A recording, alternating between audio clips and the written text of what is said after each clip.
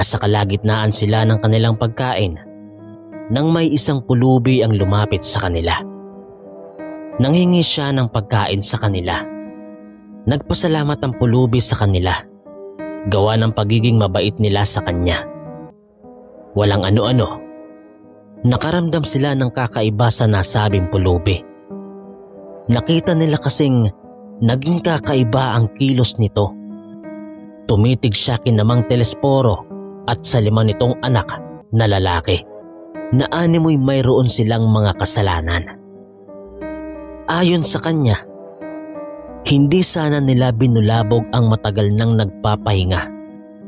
Muli na namang nagising ang daghamon at kailangan daw nilang umalis sa tirahan nila dahil hahanapin sila ng naturang aswang. Dulot ng kuryosidad, nagtanong dito si Mang Telesforo kung ano ang kanyang ibig sabihin. Sinabi niyang silang 6 daw ang naging susi ng paggising ng nasabing aswang at sila rin ang may responsibilidad upang patulugin ulit yon para maligtas ang mga tao sa paligid ng nasabing gubat.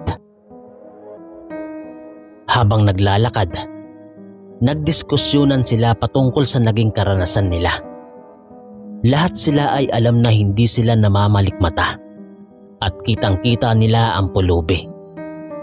Ang mas naging palaisipan pa sa kanila ay ang sinabi nito na parang nagbigay ng babala sa kanila. Nagtataka sila dahil parang alam daw ng nilalang ang ginawa nila sa labas ng ipinagbabawal na gubat. Noon din ay natigilan sila para mag-isip.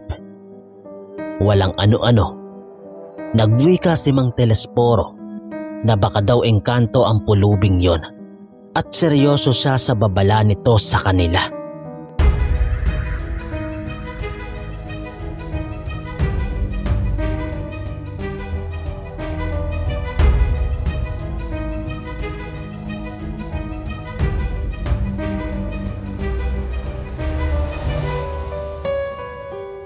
Nagwika si Mang Telesforo na baka daw engkanto ang pulubing yon at seryoso siya sa babala nito sa kanila. Dagdag pa niya, ay baka tama ang pulubi at kailangan nilang lisanin ang kanilang tirahan. Noon din ay napatanong pa si Ben kung paano nila lalabanan ang aswang na yon kung sakali. Agad namang sumabat si Kalisto at sinabihan niya ang kanyang kapatid na hindi ito nag-iisip. Dahil unang-una daw ay hindi nila alam kung paano lalabanan ng aswang dahil 6 lang sila. Dahil sa unti-unti na namang namumuo ang komosyon sa pagitan ng magkapatid, pinatigil na sila ni Mang Telesforo. Pagkatapos ay sinabi niyang walang magandang maidudulot ang pagbabangayan nila. Bunsod ng pagbabangayan nila ay nalagay sila sa panganib. Sinabihan pa niya ang kanilang mga anak na bilisan ang kanilang paglalakad para makauwi sila kaagad. Sinabi pa niya na maglalagay sila ng pangontra sa bakuran nila para hindi makapasok ang aswang. Isinaad niyang natatakot siya kung ano ang posibleng gawin ng aswang sa kanila habang himbing sila sa kanilang pagtulog. Natahimik ang magkakapatid. Hindi na sila nakapagsalita pa. Tinulinan na rin nila ang kanilang paglalakad. Paglipas ng mahigit 30 minutong paglalakad, nakarating na rin sila sa kanilang bahay. Hindi nakapagsalita pa si Mang Telesforo. Dali-dali siyang tumungo sa kanilang kusina at kumuha ng mga bawang. Pagkakuha niya ay inisa-isa niyang lagyan ng mga bintana. Kaya labis ang pagtataka ng kanyang asawa kung ano ang kanyang ginagawa. Sinabi naman ni Mang Telesforo na wag daw siyang pigilan sa ginagawa niya dahil kailangan nilang makasiguro na hindi sila magagawang atakihin ng aswang. Dagdag pa niya, ay hindi nila alam kung kailan ito susugod sa kanila. Dahil sa naging paliwanag ni Mang Telesforo, ay napakunot noon na lamang si Pelagia. Hindi na siya pinansin pa ni Mang Telesforo at ipinagpatuloy na lamang nito ang kanyang ginagawa. Ang lahat ng kanilang bintana ay sinabitan niya ng bawang nang sa gayon daw ay hindi makapasok ang aswang sa loob ng tirahan nila. Pagkatapos niyang gawin yon, nagpasama siya sa 5 nilang anak para kumuha ng mga baging ng makabuhay. Sinabi niya sa kanyang mga anak na damihan ng kanilang pagkuha ng baging para magawa nilang paligiran ng kanilang bakod. Sa kaparaanang ito ay hindi makakapasok sa bakuran nila ang mga aswang. Kanya-kanya namang kuha ng kanilang kutsilyo ang mga binata at sumama sa kanilang ama patungo sa isang puno kung saan may maraming baging ng makabuhay na makikita. Ang bawat maabot nila ay kinukuha nila at nang medyo nakarami na sila ay muli silang bumalik sa kanilang bahay. Pagkabalik nila ay naroon ang kanilang ina sa labas ng kanilang tahanan. Nakatitig iyon sa kanila na animoy takang-taka sa kanilang ginagawa. Nakaramdam na ng inis si Mang Telesforo sa kanyang asawa, dulot ng pagiging matanong nito. Dahil doon, tinanong niya na ito kung nais ba nitong malaman ang dahilan ng kanyang pagkataranta. Hindi sumagot ang ale. Sa halip, hinintay niya ang sasabihin ni Mang Telesforo. Gawa niyon, nagwika na ang lalaki sa kalmadong boses at ipinaliwanag niya kung ano ang ginawa ng kanilang mga anak na siyang naging dahilan ng paggising ng sinaunang aswang na nakatira sa loob ng gubat. Sinabihan niya rin si Pelagia na huwag ipagsasabi sa mga tao na sila ang may sala dahil tiyak daw na babalikan sila ng ibang tao. Tulungan mo na lang kami sa pagsabit ng mga baging na ito sa ating bakod upang mapadali ang ating trabaho. Hindi dapat tayo makampante. Sambit niya. Natigilan ng ale, tsaka napatulala. Hindi niya alam kung paniniwalaan niya ang sinasabi sa kanya ng asawa niya. Subalit dahil sa tarantang-taranta si Mang Telesforo, alam niya na hindi ito nagbibiro. Wika naman ni Pelagia, hindi dapat sila makampante dahil baka matuntun ng daghamon ang kanilang bahay. Nataranta na rin siya noon dahil sa hindi niya malamang dahilan. Alam din kasi nila sa kanyang sarili na hindi basta-basta ang ganoong nilalang. Kinikilabutan man, tumulong na rin siya sa pagsabit ng mga baging ng makabuhay sa kanilang bakod. Pagkatapos noon, pumasok sila sa loob ng kanilang bahay. Nang naroon na sila, ay doon siya napakwento patungkol sa nangyari. Hindi naman inilingid ng lalaki ang naganap. Sinabi nito na simpleng bangayan lamang ang naging dahilan ng lahat. Sinabi din niyang narinig nilang anim ang pag-atungal ng nilalang na nasa loob ng gubat. At malakas ang kutob niyang ito ang sinasabi nilang sinaunang aswang na kilala nila sa katawagang daghamon. Wika pa ni Mang Telesforo sa kanyang asawa na sa tanang buhay niya ay noon lang siya nakarinig ng ganoong tunog. Kaya alam daw niya kung nasa panganib sila. Pinagalitan ng ali ang kanilang mga anak.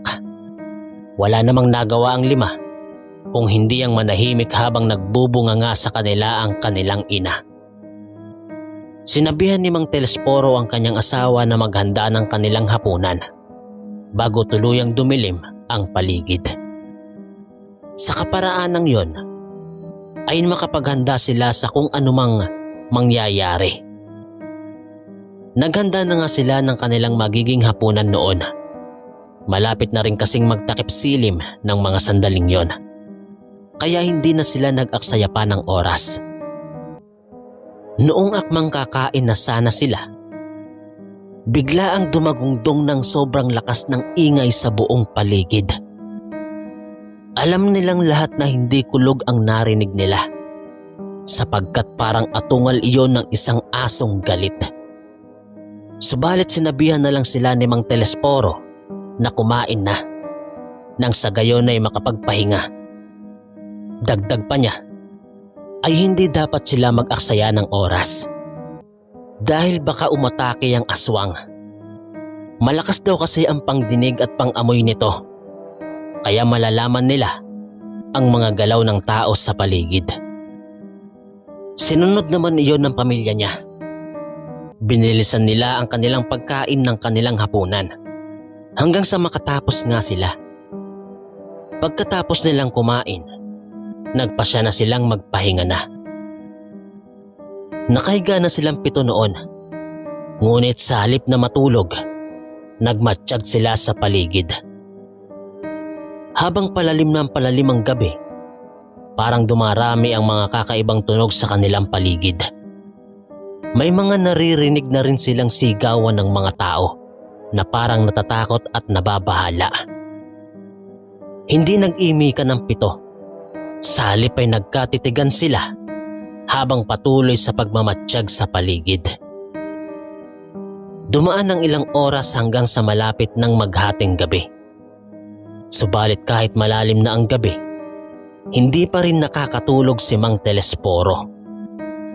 Nababahala siya sa kung anumang mangyayari sapagkat parang palapit sa kanila ang mga ingay na kanyang naririnig. Napatitig pa siya sa kanyang asawa at 5 anak. Agad siyang napailing nang mapansin niyang natutulog na pala ang mga ito. Dahil siya na lang ang gising ng mga panahong yon, naisipan niyang magbantay hanggang mag-umaga para masiguro niya ang kanilang kaligtasan. Habang nasa ganoong sitwasyon, nagulat ang lalaki sa biglaang pagkalabog sa kanilang bubungan. Pinanindigan siya ng balahibo sa buong katawan niya, gawa ng takot. Sa halip na bumangon para tingnan kung ano ang gumawa ng nasabing ingay, nanatili na muna siya sa kanyang pwesto't nagmatsyag. Makalipas ang ilang minuto, labis ang kanyang pagtataka sa kadahilan ng wala man lang siyang narinig na iba pang ingay. Dahil doon, ipinagpalagay niya na lang na baka sanga o bunga lang na nahulog. Makakampante na sana ang lalaki, pero napatulala siya nang makarinig siya ng pagtawag sa labas ng kanilang bakuran. Binabanggit nito ang kanyang pangalan at sinabihan siyang pagbuksan ng pinto. Hindi pamilyar sa lalaki ang boses. Habang naririnig niya ang tinig ng nasa labas, lalo siyang pinaninindigan ng mga balahibo sa kanyang buong katawan. Bunsod noon, naisipan niyang lumapit sa dingding para sumilip sa siwang. Maliwanag ang buwan ng gabing yon at kita niya ang nasa labas. Pagkasilip ni Mang Telesforo, ay sinipat niya ng maigi kung sino ang tumatawag sa kanya mula sa labas. Pinag-igihan niya ang pagtitig doon hanggang sa makita niya ang isang lalaki na nakatayo sa labas. Napabulong na lang noon sa kanyang sarili si Mang Telesforo patungkol sa lalaking nakikita niya na nakatayo sa labas ng kanilang bahay. Napatakip pa siya sa kanyang ilong nang makaamoy siya ng sobrang bahong samyo na hindi niya matukoy kung ano ang pinagmulan. Lalo pa niyang sinipat ng maigi ang bulto ng tao hanggang sa mapansin niya na hindi pala ito isang simpleng tao lamang. Nakahubot-hubad ito, tsaka balot ng balahibo ang katawan. Kita rin niya na parang may bukol ang iba't ibang bahagi ng katawan nito at lalo pang nagbigay ng kilabot kay Mang Telesforo nang makita niya ang nagbabagang mga mata ng nilalang, pati ang pangil nito na nakausli pa sa kanyang bibig. Natigilan siya sa kung anumang kanyang sasabihin.